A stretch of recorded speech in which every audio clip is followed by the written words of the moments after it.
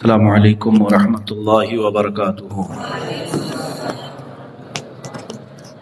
الحمد للہ وکفا وسلام علی حبیبہ المصطفیٰ، اما بعد فاعوذ باللہ من الشیطان الرجیم، بسم اللہ الرحمن الرحیم۔ ان تجتنبوا کبائر الاثم ما تنہون عنہ ونکفر عنکم سیئاتکم وندخلکم مدخلا کریما۔ صدق اللہ مولانا العظیم وبلغنا رسوله النبی الامین المتین المختار الکریم، ونحن على ذلك من الشاہدین والشاکرین والحمد للہ رب العالمین۔ ان اللہ وملائکتہ یصلون علی النبی یا ایہا الذین آمنوا صلوا علیہ وسلموا تسلیما۔ اللہم صل علی سیدنا ومولانا محمد معدن الجود والکرم وآلہ واصحابہ الکرام وابنہ الکریم وبارک وسلم صلاۃ دائمۃ سرمدا ابدا۔ اللہ عز و جل فرماتا ہے، اگر تم بڑے گناہوں سے بچتے رہو گے جن سے تمہیں روکا گیا ہے تو چھوٹے گناہ ہم ویسے ہی معاف کر دیں گے۔ وَنُدْخِلْكُمْ مُدْخَلًا كَرِيمًا، اور عزت والی جگہ پر ہم تمہیں داخل کریں گے۔ یہ اللہ کا وعدہ ہے۔ تو یہاں سے بات پتہ چلتی ہے کہ جن چیزوں سے اللہ نے ہمیں روکا ہے، منع کیا ہے، وہ دو قسم کی چیزیں ہیں۔ ظاہر سی بات ہے، جن چیزوں سے روکا گیا ہے اس کو گناہ کہتے ہیں۔ گناہ کیا چیز ہے؟ اللہ نے جس کے کرنے کو منع کیا وہی گناہ۔ تو وہ دو قسم کے ہیں، کچھ بڑے ہیں اور کچھ چھوٹے ہیں۔ بڑوں کو کبیرہ گناہ کہتے ہیں، چھوٹے کو صغیرہ گناہ کہتے ہیں۔ تو کبیرہ اور صغیرہ کیا چیز ہے، ایک لمبی بحث ہے۔ انشاءاللہ العزیز زندگی باقی رہی تو میں سبقاً آگے تک عرض کرنے کی کوشش کروں گا۔ اللہ عز و جل کا یہ وعدہ کہ اگر تم بڑے گناہوں سے بچتے رہے تو ہم چھوٹے گناہ معاف کریں گے۔ اب یہ بڑے گناہ کیا ہیں، کبیرہ گناہ کسے کہتے ہیں؟ ہر مسلمان کو چاہیے کہ وہ کبیرہ گناہوں کی ڈیفینیشن معلوم کر لے، اس لیے کہ وہاں جانا گویا کہ ہلاکت میں جانا ہے۔ کبیرہ گناہ میں جو پڑ گیا تو سمجھ لو کہ وہ ہلاک و برباد ہوا۔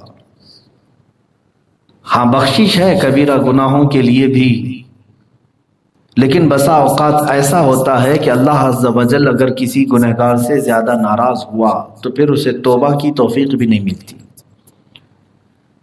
اور کبیرہ گناہ کرتے کرتے آدمی کفر تک بھی پہنچ جاتا ہے۔ تو حدیث پاک میں جو کبیرہ گناہوں کا تذکرہ آیا ہے وہ ایک لمبی فہرست ہے۔ امام ذہبی رحمۃ اللہ تعالی علیہ نے پوری ایک کتاب لکھی الکبائر نام سے۔ کبائر کا مطلب ہوتا ہے سارے کبیرہ گناہ، اس میں انہوں نے کاؤنٹ کر دی۔ اب حدیث پاک میں جو آیا ہے بعض علماء نے اس سے اخذ کرتے ہوئے کہا ہے کہ 7 ہیں بڑے گناہ۔ اجتنبوا السبع المعبقات، حضور اکرم صلی اللہ علیہ وسلم نے فرمایا 7 ہلاک کرنے والی چیزوں سے بچو۔ تو وہ 7 چیزوں کے اوپر تفریح کی گئی، علماء محدثین نے اس سے اور بھی قسمیں نکالی ہیں۔ اس میں سب سے نمبر 1 پہلی چیز کبیرہ گناہوں کی لسٹ میں حدیث میں جو آیا ہے، الاشراک باللہ، اللہ کے ساتھ شرک کرنا۔ ویسے دیکھا جائے تو کبیرہ گناہوں کی معافی ہے لیکن شرک کی معافی نہیں ہے۔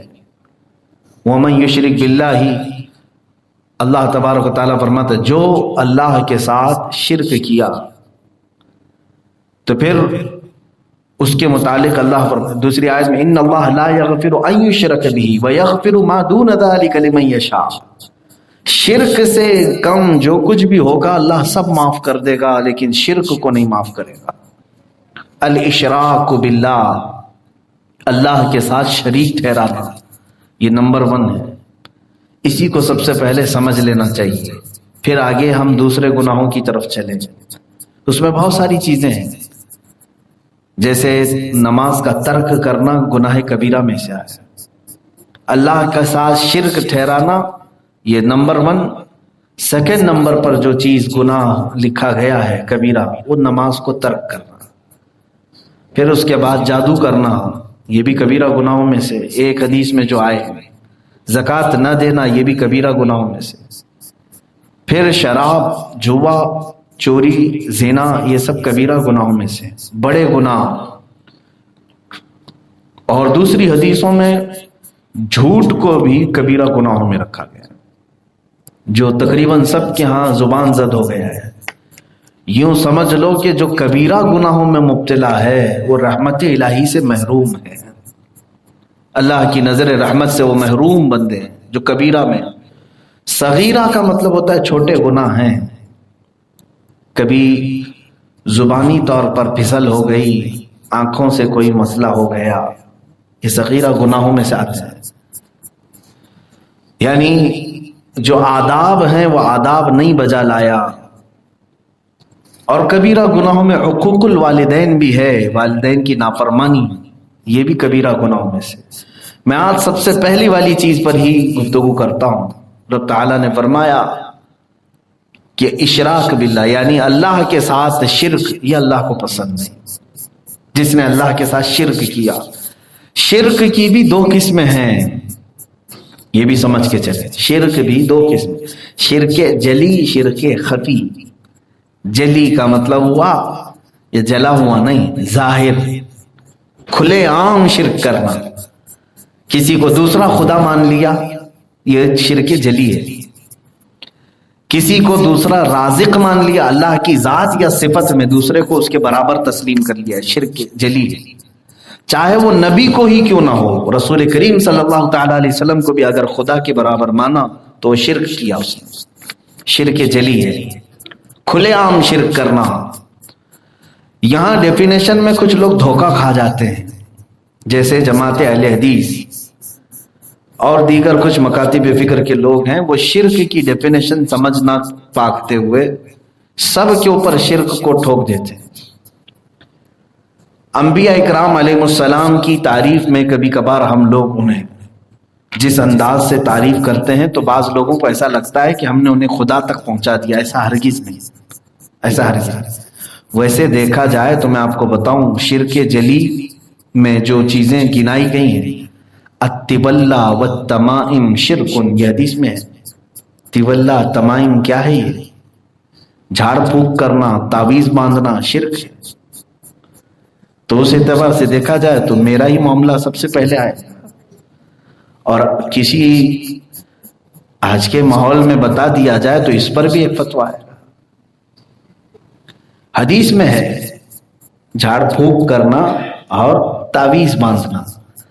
تو یہ ایک ظاہری لفظ اتنا ہی اس کو لے لیا، اور بعض لوگوں نے اس کے پیچھے الرقا، یہ بھی حدیث پاک میں ہے. اور منکے جو پہنتے ہیں، منکا بولتے ہیں، یا جو بھی گلے میں پہنایا جاتا ہے نظر بد کے لیے، یہ تین چیزوں کا حدیث میں ذکر آیا ہے. اور صاف یہ لفظ ہے کہ یہ شرک ہے اللہ کے ساتھ. اور اسی کو لے کر کے تو سعودی جب بھی کوئی جاتا ہے سنی، اس کے گلے سے یہ لوگ تعویذ کھینچ ڈالتے ہیں. احرام کی حالت میں اگر وہاں کے متوع یا مکوع ہیں وہ کھینچ لیتے ہیں، تعویذ کھینچ لیتے ہیں اور توڑ دیتے ہیں. وہ کہتے ہیں ہذا شرک، یہ شرک ہے، کیونکہ حدیث میں صاف آیا ہے. تعویذ لٹکانا، جھاڑ پھونک کرنا، منکا ڈالنا، میرے عزیزو یہ کیا ہے اس کی ڈیفینیشن؟ آپ بھی پریشان ہیں. اور اکثر کے گلے میں تو ابھی تعویذ ہوگی بھی، اور کچھ کو تو میں نے ہی دیا ہوگا.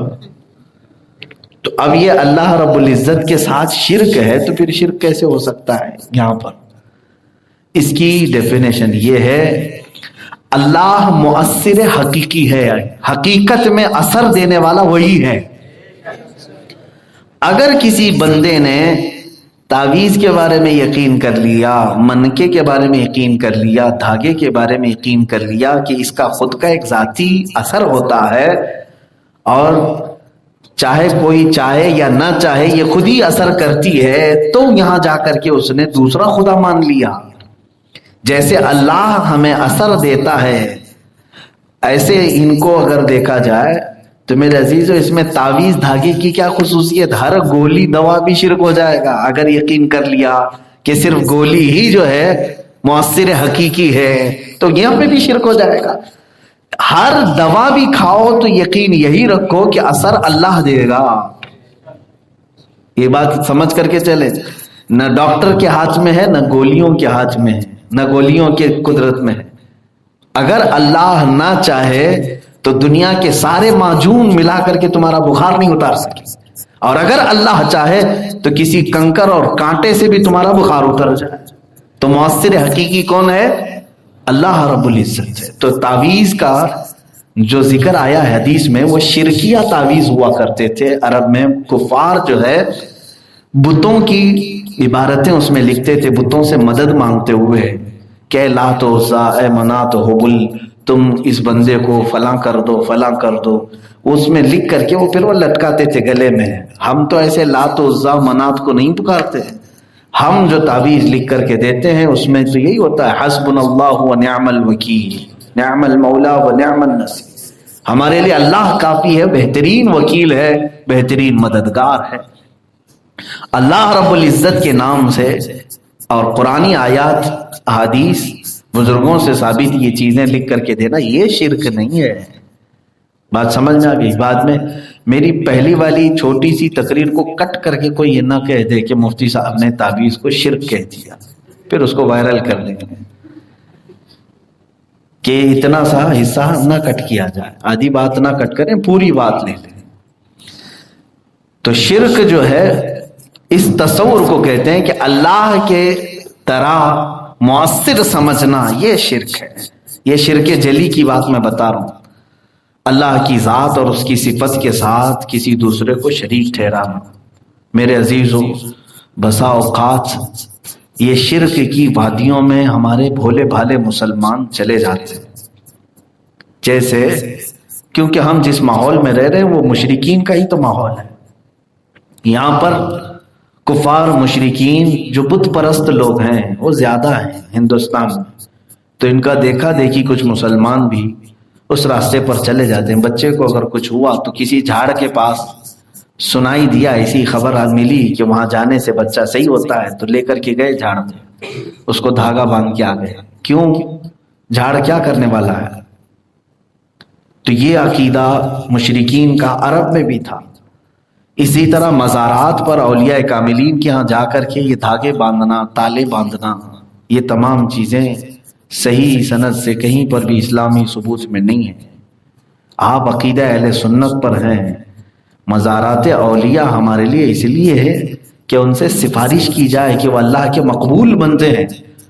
وہ اپنی قبروں سے اگر اللہ کی بارگاہ میں ہمارے لیے سفارش کر دیں تو اللہ ہمیں شفا عطا فرمائے گا. یہ عقیدہ ہونا چاہیے. ہاں وہ مدد بھی کرتے ہیں، جو اللہ نے انہیں طاقت دیا ہے اس تصرف سے وہ مدد بھی کرتے ہیں، لیکن اللہ کے برابر نہیں. اللہ نے انہیں جتنی اجازت دی اتنی مدد کرتے ہیں. وہ چاہے انبیاء اکرام ہو، رسولان اعظام ہو، سب کے متعلق عقیدہ. یہ شرک کا ٹاپک اتنا اہم ہے کہ اس میں بہت سارے لوگ ہچکولے کھا جاتے ہیں.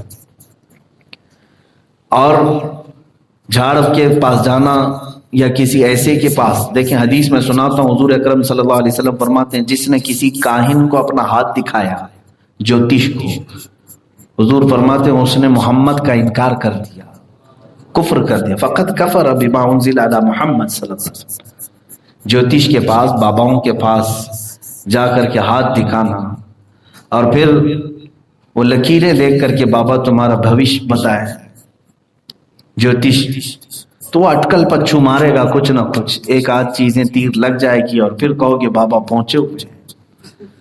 یہاں سے شرک کے راستے کھلتے ہیں.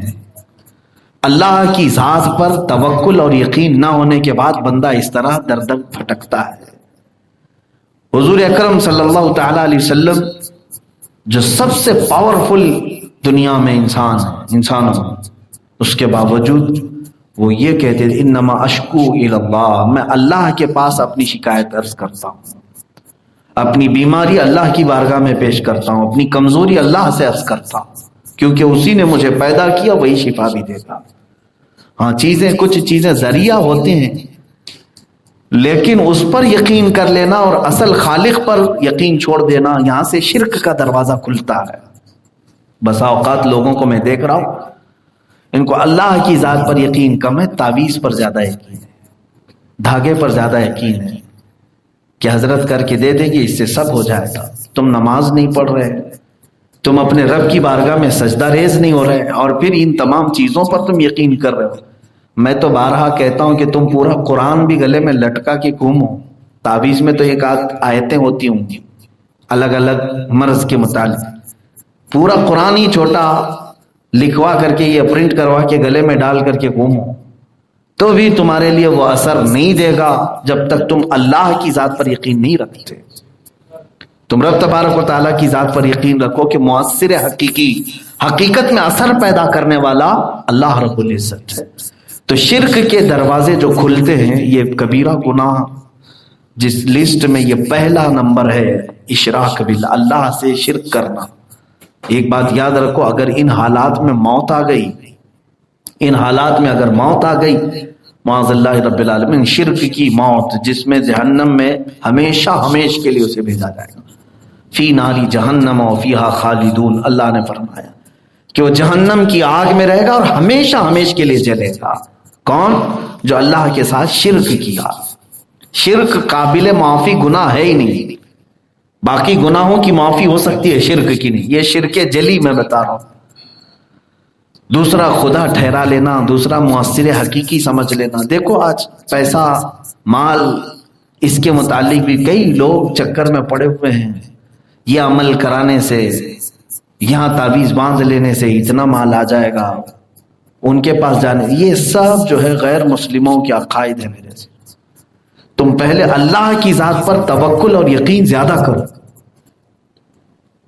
مجھے بات یاد آتی میرے بچپن سے لے کر میں جب حافظ قرآن بن کر کے آیا، حالانکہ میرے گھر میں میرے والد گرامی خود ایک بڑے عامل تھے، ہزاروں لوگوں کو انہوں نے تعویذ دی ہوگی، اور کافی الحمدللہ باعمل مفتی اعظم ہند رحمۃ اللہ تعالی علیہ کی اجازت شدہ تعویذات آپ کے پاس تھے. مفتی اعظم ہند رحمۃ اللہ تعالی علیہ کا خط بھی ہمارے گھر پہ تھا. میں صرف یہ بات آپ کو اس لیے شیئر کر رہا ہوں کہ جب میں آیا تو ہماری والدہ نے کہا تھا کہ اس کو بھی ایک تعویذ دے، نظر نہ لگے، نظر بد کے لیے اس کو تعویذ نہیں. آج تک شاید میں آپ کو بھی بہت سارے لوگوں کو تعویذ دیا ہوں گا، آج تک کی بات میں عرض کر رہا ہوں، اب تک میں کوئی تعویذ نہیں پہنا. تعویذ پہننا گناہ نہیں ہے، جائز ہے، لیکن والد گرامی نے ہمیں یہ نصیحت کی کہ جو تم نے قرآن یاد کیا ہے، سینے میں محفوظ ہے، وہ اللہ کا کلام ہے، اس پر یقین زیادہ رکھو. اور اللہ رب العزت کا کلام جب سینے میں موجود ہے تو پھر الگ سے باہر کچھ لٹکانے کی کیا ضرورت ہے. تو ایک چیز، یہ یقین بچوں کے دلوں میں اس طرح سے ڈالا جاتا ہے کہ اللہ ہمارے ساتھ ہے، ہم اللہ کی ذات پر یقین زیادہ رکھیں. ٹھیک ہے، تسلی کے لیے جو ہے نا گولی دی جاتی ہے، اسی طرح تعویذ بھی تسلی کے لیے. مفتی اعظم ہند رحمۃ اللہ تعالی علیہ ہزاروں تعویذ لکھ چکے، میرے والد خود گواہ ہیں.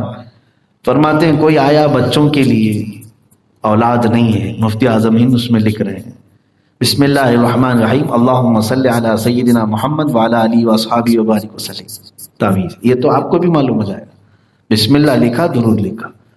کوئی آیا بخار کے لیے، اس کو بھی وہی تعویذ دے دیا. جلدی میں ہیں کہیں پر، کئی قسم کے لوگ الگ الگ آ رہے ہیں، بسم اللہ لکھا اور درود لکھا اور دے دیا. ہمارے والد فرماتے ہیں کہ ہم نے پوچھا کہ حضور نقش ہیں، ہر ایک کے لیے الگ الگ نقش ہیں، ہر بیماری کے لیے تعویذ الگ ہے، اولاد کے لیے، روزی کے لیے، بہت سارے جو عاملین نے کتابیں لکھی ہیں باضابطہ. میں نے خود بھی اس پر بہت دنوں تک عمل کیا ہے. تو مفتی اعظم ہند وہ تقوی اور توکل کے اعلیٰ درجے پر تھے. انہوں نے فرمایا، ہمارے والد فرماتے تھے کہ بیٹا یہ چیزیں جو کچھ بھی ہیں ہم لکھ دیتے ہیں، اور سارے نقوش بھی اگر ہم لکھ کر کہتے ہیں اللہ نہ چاہے تو اسے کچھ بھی نہیں ہوگا. ہم تو صرف ذریعہ ہیں، بسم اللہ لکھو کہ تم ابجد لکھو، اللہ چاہے تو اسی کے ذریعے اسے شفا دے دے گا. توکل اللہ کی ذات پر، اور اسی کے ساتھ وہ درود ہی جو ہے ان کے لیے اثر بھی پیدا کرتا. جو جس کام کے لیے آتا اس کا کام ہو بھی جاتا، اس لیے کہ دینے والا اللہ کی ذات پر یقین کیا ہوا ہے۔ ہونا یہ چاہیے کہ لینے والا بھی یقین کر لے تو اثر اور جلدی ہوگا۔ عزیزان گرامی، یہاں پر صرف تعویذ کا ٹاپک نہیں ہے، لیکن شرک کیا چیز ہے اس کی ڈیفینیشن ہر مسلمان کو جاننا ضروری ہے۔ اللہ کے ساتھ کہیں انجانے میں بھی شرک نہ ہو جائے، بھول کر کے بھی کہیں ہم شرک نہ کر بیٹھے ہوں، کیونکہ ہم دنیا میں کسی اور طاقت کو بڑا تصور کرتے ہوئے سارا دماغ اسی پر رکھ لیا اور اللہ کی طرف توجہ ہی نہیں گئی، تو پھر شرک کا دروازہ شیطان یہاں سے کھولتا ہے، یہاں سے شیطان کھول لیتا ہے کہ تم سارا کا سارا یقین اسی پر کر کے بیٹھے ہو۔ ظاہر سی بات ہے اسباب پر رکھا ہے اللہ نے دنیا کو، لیکن خالق اسباب کون ہے؟ اللہ رب العزت۔ مثال کے طور پر اب میں آپ کو ایک بات یہ بتا دوں، روٹی جو ہے ڈائریکٹ نہیں آتی، روٹی ڈائریکٹ کھیت سے نہیں آتی، کھیت سے بالیاں نکلتی ہیں، آٹا ہوتا ہے، گوندھا جاتا ہے، توے پر جاتی ہے، پھر پک کر کے آتی ہے، اتنے سارے راستوں سے ہو کے آتی ہے۔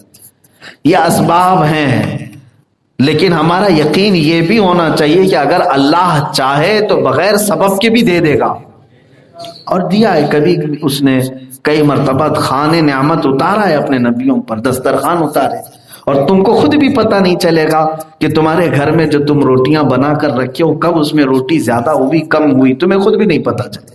اللہ چاہے تو براہ راست بھی تمہیں دے دے گا، لیکن اس نے اسباب پر دنیا کو رکھا ہے، تو انسان کو یہ نہیں کہا گیا کہ اسباب پہ بھروسہ کر کے بیٹھ۔ یہاں سے شرک کا دروازہ کھلتا ہے، شرک کا دروازہ کھلتا ہے۔ تمہیں خالق اسباب پر یقین ہو، اللہ کی ذات پر توکل زیادہ ہو، وہی ساری چیزیں کرنے والا ہے۔ اب یہ ایک شرک جلی، اب شرک خفی کیا ہے؟ ایک چھپا ہوا شرک ہے، یہ بڑے گناہوں میں سے چھپا ہوا شرک کیا ہے؟ انسان اس میں انجانے میں کر جاتا ہے، لیکن یہ بڑا گناہ ہے۔ حضور اکرم صلی اللہ تعالی علیہ وسلم نے فرمایا ریاکاری، دکھاوا کرنا، یہ شرک خفی ہے۔ کوئی عمل اگر تم نے دکھاوے کے لیے کیا تو یہ چھپا ہوا شرک ہے۔ کیسے شرک ہو سکتا ہے؟ شرک کا مطلب کیا ہے؟ اللہ کے ساتھ کسی کو شریک ٹھہرا، اللہ کے ساتھ کسی کو شریک۔ مثال میں بتا رہا ہوں، آپ کھڑے ہوئے نماز کے لیے، نماز کس کے لیے پڑھ رہے ہیں آپ؟ اللہ کے لیے، لیکن میرے لیے بھی اگر نیت آ گئی تمہاری کہ یہ بھی دیکھ رہے ہیں مجھ کو، کس کے ساتھ شریک کر دیا آپ نے؟ یہ ہوتا ہے شرک خفی۔ نماز میں اگر تم نے یہ خیال کیا کہ فلاں بھی مجھے دیکھ رہا ہے تو میں اس کے لیے بھی تھوڑا سا صحیح ہو کر کے نماز پڑھ لوں، تو گویا کہ تم نے ایک عبادت میں دو لوگوں کو شریک کر لیا، ایک اللہ کو اور پھر یہ دوسرے لوگوں کو۔ عزیزان گرامی، یہ ہے شرک خفی۔ اس کے متعلق امام ذہبی رضی اللہ تعالیٰ عنہ نے بڑے عجیب واقعات بھی لکھے ہیں کہ جو کچھ بھی عمل تم نے دکھاوے کے لیے کیا تو وہ ایسا ہی ہے۔ حدیث میں ہے ریاکاری کرنے والا دکھاوے کے لیے بہت سارے اعمال کر لے، وہ قرآن پہ قرآن ختم کر لے، رکعت پہ رکعت پڑھ لے، روزے پہ روزے رکھ لے، حج پہ حج کر لے، چاہے وہ شہسوار ہو اعمال کا، لیکن وہ جس وقت لے کر جائے گا اعمال پورے اس کے منہ پر مار دیے جائیں گے۔ ریاکاری، دکھاوا عمل میں اگر آ گیا، یہ سب کو خود کو پتہ چل جاتا ہے۔ کیسے معلوم ہوگا ریاکاری ہے یا نہیں؟ یہ تمہیں خود ہی معلوم ہو جاتا ہے کہ اگر میری عبادتوں کو دیکھ کر لوگ میری تعریف کر رہے ہیں تو گویا کہ تم نے اب تک کی عبادتیں دکھاوے کے لیے کیا تھی۔ ریاکاری کیسے پتہ چلے کہ تمہارے اندر ہے یا نہیں؟ تو فرمایا گیا کہ تم اپنی نیکیوں کو ایسے ہی چھپاؤ جیسے گناہوں کو چھپاتے ہو۔ بات سمجھ میں آ رہی ہے؟ ہر آدمی اپنے گناہ چھپاتا ہے، تو فرمایا کہ اپنی نیکیوں کو اسی طرح چھپائے جیسے گناہوں کو چھپاتا ہے، کہ اپنے نیکیاں بھی لوگوں کے سامنے ظاہر نہ کرے، ورنہ وہ ریاکاری ہے۔ ریاکاری میں جو بھی عمل آیا وہ ضائع ہو گیا۔ اب اس کی مثال حدیث میں یوں بیان کی گئی ہے جیسے ایک آدمی بڑی تھیلی لے کر کے چل رہا ہے، بڑی تھیلی، اور راستے میں وہ اس میں بھرتا جا رہا ہے. کیا بھر رہا ہے؟ کنکر، پتھر، ٹھیکریاں، ڈھیلے، سب بھرتا جا رہا ہے. تھیلی اتنی بڑی ہو گئی، کافی وزندار تھیلی لے کے جا رہا ہے، وزندار تھیلی لے کر کے جا رہا ہے. دیکھنے والے لوگ اس کی تھیلی کی تعریف کر رہے ہیں، کیا مال جمع کیا، کیا مال جمع کیا. لیکن جب وہ دکاندار کے پاس، یہ حدیث میں بتا رہا ہوں، حدیث میں جب وہ دکاندار کے پاس گیا اور تھیلی کھول کر کے دکان سے خریداری کرنا چاہا، تو دکاندار نے وہ پوری تھیلی الٹ کے کہا اس میں کوئی چیز ایسی نہیں جس کے بدلے میں تجھے اپنی دکان سے کوئی سامان دوں. سب تو ٹھیکریاں بھر کے لایا ہے، ڈھیلے بھر کے لایا ہے، اس کی تھیلی جھٹک دی جائے گی. بلا تشبیہ و بلا تمثیل میرے آقا فرماتے ہیں ریاکاری کرنے والا ایسا ہی ہے. اپنی تھیلی میں نمازیں، روزے، حج، زکوٰۃ سب ڈال رہا ہے، دکھاوا کرتے کرتے، اور لوگ اس کی تعریف کر رہے ہیں کیا نیکوکار ہے، نیکوکار ہے. لیکن جس وقت وہ جنت کے پاس پہنچے گا تو اس کی تھیلی انڈیل دی جائے گی اور کہا جائے گا کہ یہ تو نے لوگوں کے لیے کیا تھا. اور حدیث پاک میں یہ بھی ملتا ہے پہلا جو فیصلہ ہوگا قیامت کے دن 3 لوگوں کا ہوگا. قیامت کے دن محشر کے میدان میں جو سب سے پہلے فیصلوں میں سے ہے، اس میں سے پہلا فیصلہ کن لوگوں کا ہوگا؟ 3 لوگ ہیں. کون سے ہیں وہ 3 لوگ؟ ایک شہید، ایک قاری قرآن، ایک بڑا مالدار آدمی. یہ 3 لوگوں کو لایا جائے گا. اچھا یہ عام آدمی لوگ نہیں ہیں، سب اچھے کام کیے ہوئے. شہید شہادت پایا ہے، جنگ میں لڑتے لڑتے شہید ہو گیا. قاری قرآن زندگی بھر قرآن پڑھتا رہا. اور مالدار خالی پیسوں کا نہیں، بلڈنگ نہیں بنایا تھا، پیسے خیرات بھی کرتا تھا، لوگوں کو خوب دیتا بھی تھا. تو یہ سخی اور فیاض قسم کا آدمی تھا. تینوں کا حشر پہلا ہو رہا ہے، پہلا فیصلہ. رب تبارک و تعالیٰ فرماتا ہے شہید کو کہ میں نے تجھے جوانی دی، تو نے کیا کیا؟ یہ سب سے پہلا سوال ہے قیامت کے دن کا. وہ کہے گا اے رب تبارک و تعالیٰ میں نے اپنی جوانی تیری رضا کے لیے استعمال کیا اور میں لڑتے لڑتے اپنی جان تیرے لیے نچھاور کر دیا، کفار و مشرکین سے بھیڑ گیا تھا. رب تعالیٰ فرماتا ہے مجھے معلوم ہے کہ تو کیا سوچتا تھا، یہ کہ لوگ تیری بہادری کی تعریف کریں، لوگ یہ کہیں کہ کیا طاقتور آدمی ہے، کیا نیڈر آدمی ہے، تجھے بہادر کہیں، تجھے بڑا لیڈر کہیں، اس لیے تو لڑتا تھا اور اس لیے تو شہادت بھی پا لیا. تو جو تیرے دل کی اچھا تھی، خواہش تھی، وہ تو میں نے دنیا میں تجھے دے دیا. لوگوں کی تعریف وہ تو میں نے کروا دیا، سارے لوگ تیری تعریف کر رہے ہیں، یہاں تو تیرا کچھ بھی نہیں ہے. حکم ہوگا اس کو اوندھے منہ دوزخ میں ڈالا جائے. شہید کو. قاری قرآن کے ساتھ بھی یہی ہوگا. اس سے رب تعالیٰ فرمائے گا میں نے تجھے اچھی آواز دی تھی، تو نے کیا کیا؟ وہ کہے گا میں نے اپنی آواز کو گناہوں سے بچا رکھا اور خالص تیرا کلام پڑھتا تھا. تو رب تعالیٰ فرمائے گا تو اس لیے پڑھتا تھا کہ لوگ تجھے واہ واہ کریں، تجھے نذرانے دیں، تجھے پیسے دیں، تیری آواز کی تعریف کریں. تو وہ تو دنیا میں نے تجھے دلا دیا. یہاں کیا ہے؟ اس کو بھی اوندھے منہ دوزخ میں ڈالا جائے گا. یہاں سے وہ ناطخواں لوگ بھی اپنا سمجھ لیں کہ جو صرف اور صرف چاہتے ہیں اس لیے کہ لوگ ان کی تعریف کریں. اب تو یہ ایک بلا بھی ہو گئی ہے، بہت سارے لوگ نعت رسول پاک صلی اللہ تعالیٰ علیہ وسلم کی بلکہ وہ حضور کو بیچ رہے ہیں، معاذ اللہ. ابھی پچھلے سفر میں ہمارے ساتھ ایک شاعر تھے، انہوں نے تو اتنا کچا چٹا کھولا. کئی ایسے ہیں 55,000 60,000 فکس ہے ان کے. وہ ٹاپ سنگر ہیں، انڈیا کے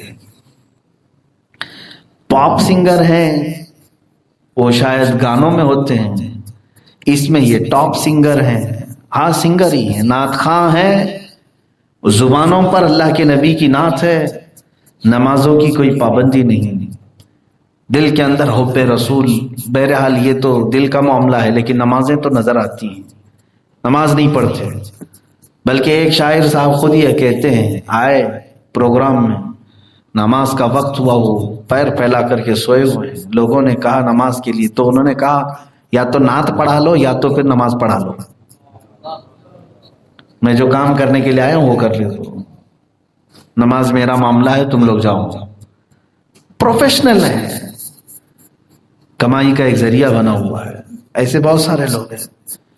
نعت رسول جو ہے حضور اکرم صلی اللہ تعالیٰ علیہ وسلم کی رضا کے لیے، اللہ کی رضا کے لیے پڑھنا، یہ حسان بن ثابت کی سنت ہے، اور اس کو لوگوں نے بیچنے کا آلہ بنا دیا، ذریعہ بنا دیا۔ تو یہاں پر یہ جو فکس کرنے والے ہیں اور اس طرح سے اپنی نعتوں کو بیچتے ہیں، گھنٹے کی قیمت الگ ہے، 2 گھنٹے کی قیمت الگ ہے، قوال بھی تو وہی کرتے ہیں، ان کا ایک ایک رات کی بکنگ ہوتی ہے، ایسی طوائف کی بھی ہوتی ہے۔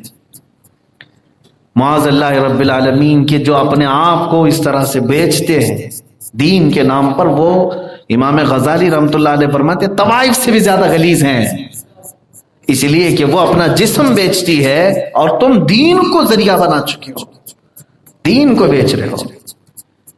میں نے یہ لفظ جو ہے ایسے ہی نہیں کہا، یہ بڑی ذمہ داری کے ساتھ، دین کو بیچنا جسم کو بیچنے سے بھی بڑا گناہ ہے۔ قاری قرآن کا بھی حشر یہی ہوگا کہ تو نے شرک خفی کیا تھا، دنیا میں دکھاوے کے لیے کر رہا تھا سب، اور اسے دوزخ میں ڈال دیا گیا، حالانکہ زندگی میں قرآن پڑھ رہا تھا اچھی آواز میں، لیکن لوگوں کو دکھانے کے لیے پڑھتا تھا تو اسے دوزخ میں ڈالا گیا۔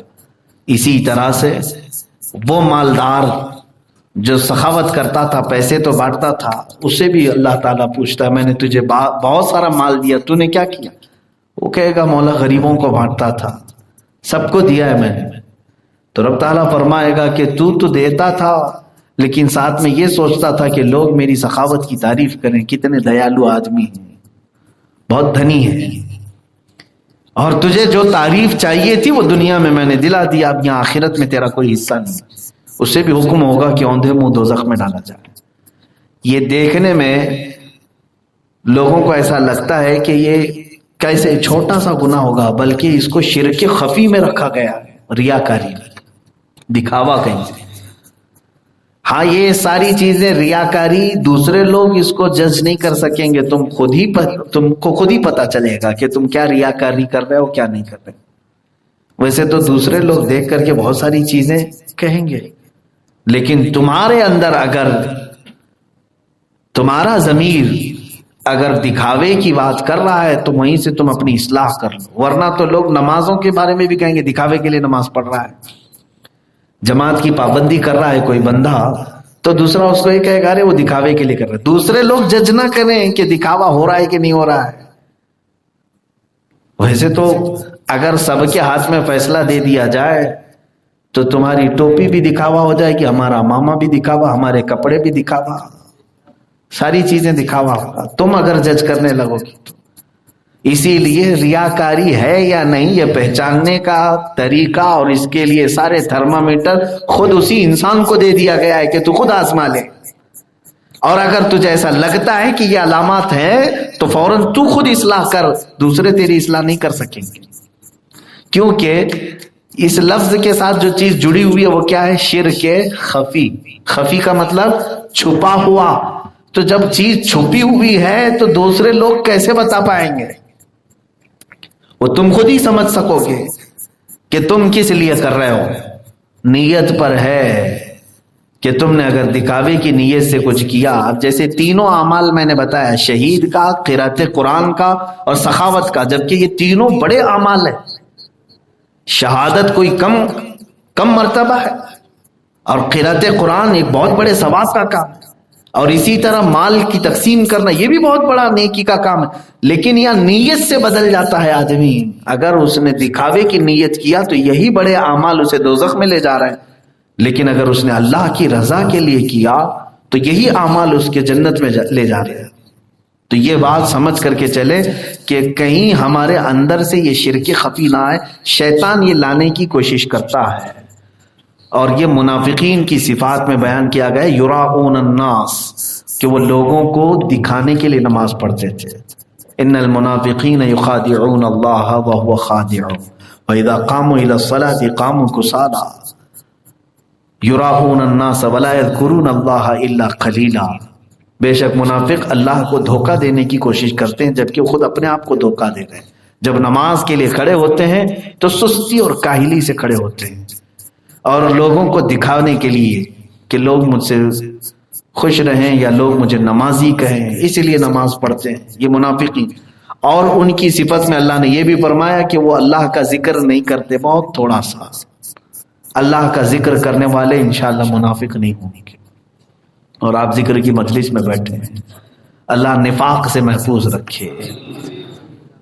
نمازوں کے وقت یہ شرک خفی آتا ہے، چھپا ہوا شرک۔ کیسے؟ سستی اور کاہلی سے نماز پڑھنا، گویا کہ اللہ رب العزت کو تم اہمیت نہیں دے رہے ہو، دوسروں کو اہمیت دے رہے ہو، لوگوں کے کہنے کے حساب سے تم چل رہے ہو، اللہ کا خوف تمہارے ساتھ میں۔ امام ذہبی رحمۃ اللہ تعالی علیہ نے لکھا ہے الکبائر میں، یہی بڑے گناہوں کہ ایک خاتون کا انتقال ہوا، اسے قبر میں دفن کیا گیا، اس کے بھائی کی کچھ تھیلی قبر میں رہ گئی تھی، تھوڑی دیر کے بعد شام میں اس نے قبر کھولا تو آگ سے بھری ہوئی تھی قبر۔ وہ ڈر کے بھاگ آیا اور اپنی ماں سے پوچھا کہ میری بہن کا ایسا ایسا حال میں نے دیکھا، کیا وہ کون سا اتنا خطرناک گناہ کرتی تھی؟ ماں نے کہا آج ہی میں اس چیز کو پڑھ رہا تھا۔ ماں نے کہا کہ بیٹا وہ نماز پڑھتی تھی، نمازوں کو لیٹ کر کے، یعنی عصر کا وقت ختم ہونے کو آتا تو نماز کے لیے کھڑی ہوتی تھی، نمازوں کے وقت ختم ہونے کے قریب آتے تھے تب وہ کھڑی ہو کر کے نماز پڑھتی تھی، بس اس کا یہی ہے کمل، نماز پڑھتی تھی لیکن سستی۔ امام ذہبی رحمۃ اللہ علیہ نے اس کو شرک خفی میں شمار کیا ہے کہ یہ بھی جو ہے اللہ کو ہلکا سمجھ لینا۔ اب اندازہ کرو جو سستی اور کاہلی کر کے نماز پڑھے اس کا وہ انجام ہو رہا ہے قبر میں، تو پھر جو پورا ہی چھوڑا ہوا ہے اس کے لیے کیا ہے؟ دردناک عذاب ہے۔ تو بہرحال یہ 7 جو گناہ ہیں میں انشاءاللہ پھر اگلی مرتبہ آپ کو اس کو ترتیب وار سناؤں گا۔ اللہ کا وعدہ ہے کہ اگر تم کبیرہ گناہ سے بچ گئے تو صغیرہ گناہ ہم یوں ہی معاف کر دیں گے۔ نکفر عنکم سیئاتکم، ہم تمہارے دوسرے چھوٹے گناہوں کو کفارے میں معاف کر دیں، ختم کیے جائیں گے۔ ہاں، ترک نماز یہ دوسرے نمبر پر آیا ہے، نماز کو چھوڑنا یہ دوسرا کبیرہ گناہ ہے۔ نماز چھوڑنا میرے عزیزو اس کو ہلکا مت سمجھ لینا، ہلکا مت سمجھ لینا، بلکہ بعض احادیث میں یہ ملتا ہے کہ کوئی عورت زنا کرتی ہو اور اس کے بعد اس سے پیدا ہوئے بچے کو کاٹ کے پھینکتی ہو، اس سے بڑا گناہ نماز چھوڑنے والے کا ہے، جان بوجھ کر کے جو نماز ترک کرتا ہے۔ تو یہ کبیرہ گناہوں میں سے، کبیرہ گناہوں میں سے۔ اب جو قضا کر لیتے ہیں، جانتے ہیں آپ نمازوں کی قضا کرنے کے بعد لوگ سمجھ برابر کر دیا میں نے، کیا برابر کر لیے تم نے؟ وہ وقت لا سکتے ہو دوبارہ؟ قضا کرنے والے کے لیے حکم کیا ہے جانتے ہیں آپ؟ فجر آپ کی چھوٹی اور اس کے بعد پھر آپ نے اب عشاء کے وقت اس کو پڑھ لیا، قضا پوری کر لی، ادا کر لیا، تو فرمایا گیا کہ وہ 2 رکعت کی قضا کرنے کے بعد توبہ الگ سے کرو اللہ کی بارگاہ، توبہ کرو کہ وہ وقت کو تم نے جو ضائع کیا، یہ تو خالی تم نے 2 رکعت برابر کیا، اب اللہ جو ناراض تھا اس کو کون منا رہا ہے؟ تو کیا تم برابر کھانا پوری کر رہے ہو؟ فل ان دا بلینک جو ہوتا ہے کہ یہاں سے اٹھا کے اتنا بھر دیا، نہیں، تم نے اللہ کے آرڈر کو ہلکے میں لیا اور سو کے گزار دیا۔ قضا کرنے کے بعد بھی توبہ ضروری ہے، توبہ بھی کرنا ضروری ہے۔ تو نمازوں کو جنہوں نے ہلکے میں لیا ہے ان کے لیے دردناک عذاب ہے۔ یہاں تک کہ میں آپ کو یہ تک بتاؤں، حضور اکرم صلی اللہ تعالی علیہ وسلم کے پاس ایک شخص آیا اور نماز پڑھ رہا تھا، نماز سے سلام پھیر کے آنے کے بعد اس نے حضور کو سلام کیا، حضور نے فرمایا جا پھر سے نماز پڑھ، تیری نماز ہی نہیں ہوئی۔ پھر گیا وہ نماز پڑھا، اس کے بعد آیا سلام کیا، حضور نے فرمایا جا تیری نماز نہیں ہوئی، پھر سے پڑھ کے آ۔ تیسری بار پھر پڑھ کے آیا، حضور پاک صلی اللہ علیہ وسلم نے فرمایا جا تیری نماز نہیں ہوئی، پھر سے پڑھ۔ 3 بار بھی پڑھ کے آیا، حضور بار بار بھیج رہے۔ تو اس نے کہا میرے آقا میرے سے جتنا ہو سکتا ہے میں اسی انداز سے پڑھ رہا ہوں، میری طاقت کے مطابق، اب آپ ہی مجھے سکھائیں کہ کیسے پڑھوں۔ کیونکہ وہ بندہ جو نماز پڑھ رہا تھا، جس کو کہتے ہیں کھٹا کھٹ نماز ادا کرنا، کھڑا ہوا رکوع میں گئے، رکوع سے اٹھا پھر سجدے میں گئے، سجدے سے اٹھا، تسبیح بھی صحیح سے نہیں پڑھ رہا ہے، سیدھے اس کے بعد میرے آقا نے اسے سارا طریقہ بتایا. جب کھڑے ہو تو اطمینان کے ساتھ قرآن کی قرأت کرو، پھر رکوع میں جاؤ تو تمہاری کمر، تمہاری پیٹھ سیدھی ہو جائے، اور اس کے بعد جب تم کھڑے ہو جاؤ تو قوما بالکل سیدھے ہو جاؤ. پھر سجدے میں جاؤ تو اس کی کیفیت یہ ہونی چاہیے تمہاری 7 چیزیں لگیں، تمہاری 7 چیزیں سجدے میں لگیں. ایک تو تمہارا چہرہ یعنی ناک و پیشانی ایک چیز، دونوں ہتھیلیاں اور دونوں گھٹنے اور دونوں پیروں کی 10 انگلیاں. کہا کہ یہ سجدے میں پوری طور پر لگیں تو سجدے کا حق ادا ہوا. پھر 2 سجدوں کے بیچ میں اپنی کمر سیدھی کر کے، پیٹھ سیدھی کر کے بیٹھو. تب میرے آقا صلی اللہ علیہ وسلم نے پوری نماز کا طریقہ بتایا. اخیر میں ایک صحابی بیان کرتے ہیں حضور نے فرمایا جو اس طرح کی نماز پڑھتا انتقال کر گیا. کون سی؟ مرغے کی چونچ والی. حدیث میں یہی کہا گیا ہے کہ جو اس طرح سے کھٹا کھٹ نماز پڑھ رہا ہے تو اس کو کہا گیا کہ کیا تو دانے چگ رہا ہے جیسے مرغا ٹھونک سے دانے چگتا رہتا ہے، سجدے پہ سجدے سجدے پہ سجدے اس طرح سے کر رہا ہے. تو حضرت ابو سعید خدری رضی اللہ تعالیٰ، حذیفہ بن یمان رضی اللہ تعالیٰ نے فرماتے میں نے رسول پاک سے سنا جو اس طرح کی نماز پڑھتے پڑھتے مر گیا، حضور فرماتے وہ دین محمدی پہ نہیں مرے گا. آج میں پڑھا تو مجھے بھی شوق ہوا کہ اتنا ہی سخت وعید حضور کی ہے. نمازوں میں اگر جلد بازی کر کے بھاگ گیا تو اس کے بارے میں وعید ہے کہ وہ دین محمدی پہ نہیں مرے گا. جو پورا ہی چھوڑ کے بیٹھا ہے اس کے لیے کتنی سخت وعید ہے. میرے عزیزو یہ کبیرہ گناہ ہے، ترک نماز کبیرہ گناہ ہے جس کو لوگ ہلکے میں لیے ہوئے ہیں. اور رسول پاک صلی اللہ تعالی علیہ وسلم نے ارشاد فرمایا کہ جس کی نمازیں درست ہو گئیں تو قبر میں اس کے سارے اعمال ہلکے ہو جائیں گے، آسان ہو جائیں گے. اور جو پھنس گیا تو نمازوں میں ہی پھنسے گا، نمازوں میں ہی پھنسے گا. اکثر جو ہے اسی میں پھنستے ہیں. اسی لیے فارسی کا ایک مشہور شعر ہے روز محشر کے جان کو داز بوت اولی پرسش کے نماز بوت.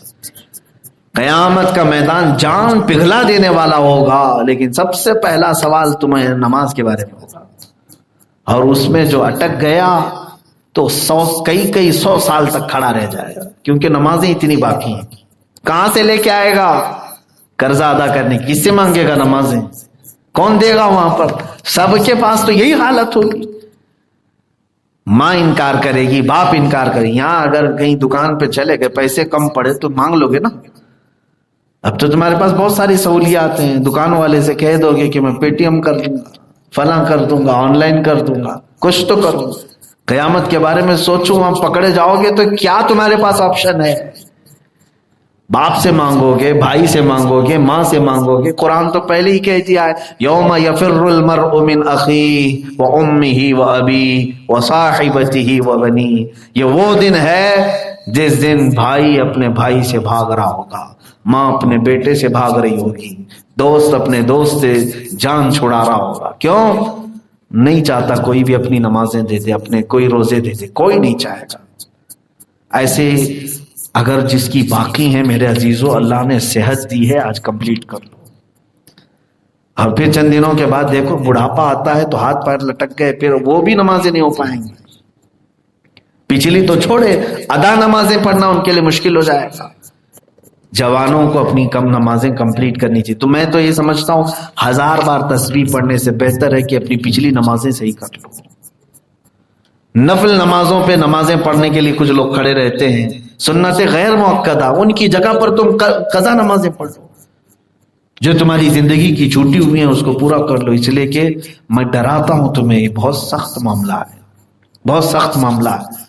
اور اس میں اگر نہیں بچو گے تو پھر قیامت کے دن تمہارے پاس آپشن تو کوئی نہیں رہے گا. پتہ نہیں کتنے 100 سال کھڑا ہونا پڑے، کتنے 1000 سال، وہ 50,000 سال کے برابر کا دن ہے.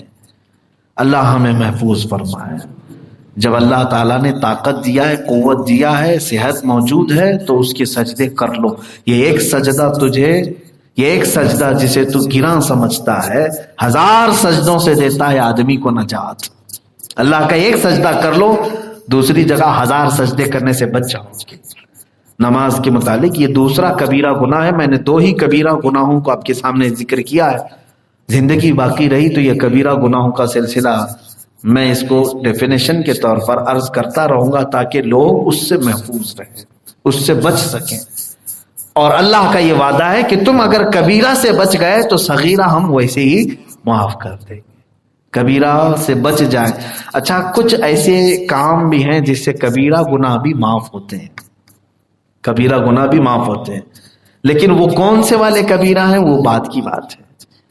جیسے شراب بھی کبیرہ گناہ ہے، جوا بھی کبیرہ گناہ ہے. توبہ کر لیں، توبہ کے بعد اللہ کی مرضی وہ معاف کر دے.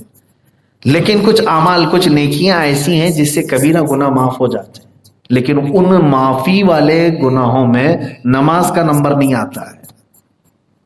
کہ کبیرہ گناہ جیسے ایک روایت میں ملتا ہے کہ کسی مومن کے جنازے کو کندھا دیا تو وہاں ایک کبیرہ گناہ معاف ہو جائے. بعض نے کہا کہ اس کے 40 کبیرہ گناہ معاف ہو جائے. تو کبیرہ گناہ معاف ہونے کی جہاں پر وعید بشارت آئی ہے کہ کبیرہ گناہ بھی تمہارے اس عمل سے معاف ہو جائیں گے، یہ نیکی کرو کبیرہ گناہ بھی معاف.